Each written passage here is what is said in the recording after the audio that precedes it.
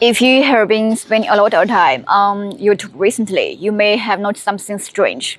All of a sudden, many Chinese channels have appeared, and they all seem to follow the same pattern: living alone, lonely, single, unemployment, and low income. They live in tiny apartments, eat alone, go to work alone, and face their life alone. The comment sections are full of sympathy, and the emotional reactions from people all over the world. Most comments are like, "Thank you for showing me the real life of ordinary people in China."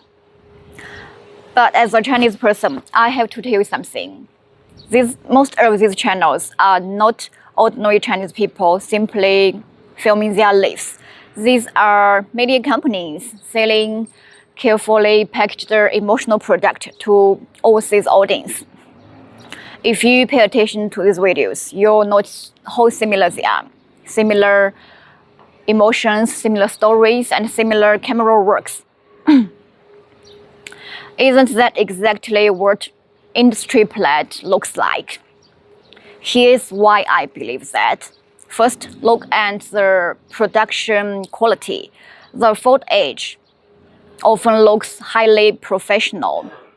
Clean and stable images, multiplier camera angles, and constant switching between wide shots, close-ups, and different perspectives. Of course, one person can do all of this. I'm not saying it's impossible, but my question is, if you are truly lonely, if you are struggling under the pressure of life, do you really have the time and energy to film yourself this carefully? And if you can do, I believe that by the time you've spent hours adjusting cameras and setting up shots, you are definitely too busy to even feel lonely anymore. And then think about the classic scenes in these videos: the waking up scenes, the cooking scenes, the supermarket shopping scenes, and even the staring out the window looking sad scenes. Imagine, do you start your day by setting a camera just to film yourself waking up? Do you constantly move your camera around in a supermarket and even put it inside a fridge just to get a shot? If your answer is no, then what you are actually watching? Real Chinese life, or a version of life that carefully designed for social media?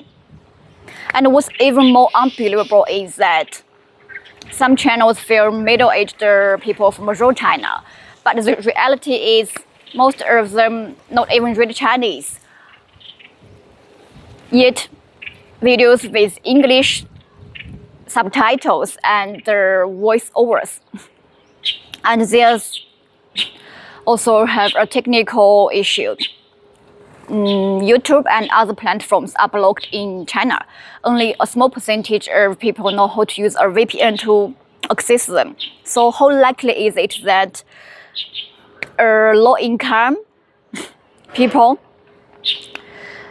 in China running a highly polished English channel entirely on their own?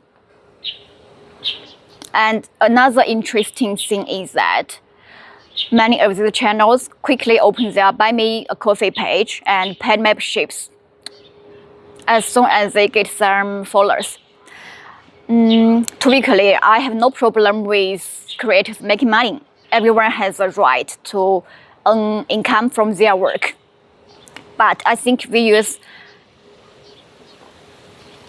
need to understand one thing. When a video moves you emotional, you need to ask yourself whether you are going to support a real person or paying for a carefully designed business model. Honestly, I find it difficult to understand why so many people immediately join these paid memberships, paid communities, or buy them a coffee. Come on, buy a coffee for yourself and wake yourself up, because your time is valuable, your attention is valuable, your money is valuable, and your empathy is valuable. Stop letting these performative people take advantage of you and exploit your attention. If you really want to help someone, maybe it's worth looking around and helping people in your community who genuinely need support, need help. The thing is, no audience stays naive forever.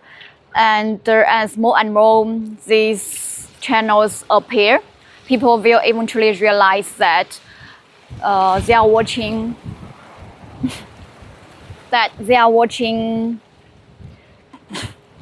a fake Chinese life. It's just an emotional product, carefully, specifically designed for audience overseas.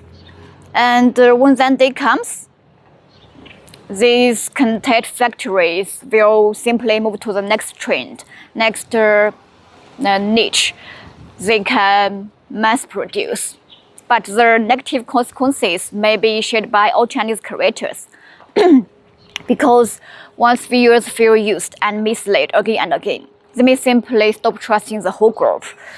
And that's exactly what worries me. Because in China, we have so many stories, people, and cultures that deserve to be seen by the world.